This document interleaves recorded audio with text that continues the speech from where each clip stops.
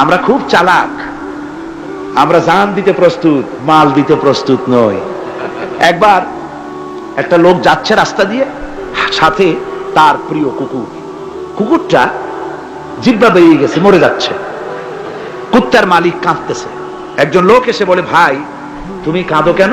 কয় যে আমার এই কুত্তাটা খুব প্রিয় কুকুর, কুকুরটা মরে যাচ্ছে তাই কাঁদছে। কুকুর মরে কেন? কয় কুকুরটা মরতেছে 3 দিন ধরে আমি কোনো খাবার তাকে দিতে পারি না, সেই জন্য কুকুরটা মরছে। আচ্ছা হোক কুকুর, তবু তো আল্লাহর সৃষ্ট এক প্রাণী, কি খেতে দেওয়া যায়? এদিক ওদিক তাকায় দেখে কুকুরের মালিকের কাছেই রয়েছে একটা পোটলা। কয় মিয়া তোমার এই পোটলার মধ্যে কি? কয় পোটলার মধ্যে হালুয়া আর রুটি। তোমার পোটলার মধ্যে হালুয়া আছে, রুটি আছে, কুত্তা মরে ক্ষুধার জ্বালায়, তুমি খালি কান্দো, ওর থেকে এক টুকরা রুটি দিলেই তো কুত্তা বাঁচে।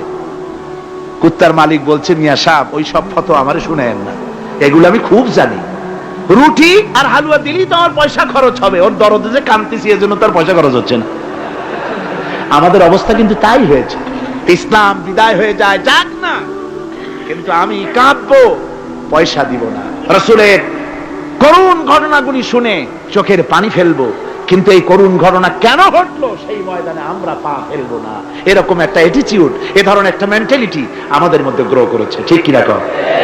আমার ভাইয়েরা, মাল দিতে হবে, জান দিতে হবে, সবকিছুকে উৎসর্গ করে দিতে হবে আল্লাহর দ্বীন প্রতিষ্ঠার জন্য। যার পয়সা আছে, পয়সা দিয়ে কি করবেন যদি আল্লাহর দ্বীন এ জমিনে কায়েম না হয়? আল্লাহর দ্বীন কায়েম না হলে অসত্য, বদমাশি, শয়তানি, সব রকমের অন্যায় কাজ দিয়ে ভরে যাবে দেশ, ক্রমান্বয়ে অশান্তির দিকে যাবে। শান্তি আসবে কেবলমাত্র ইসলাম প্রতিষ্ঠা হলে পরে।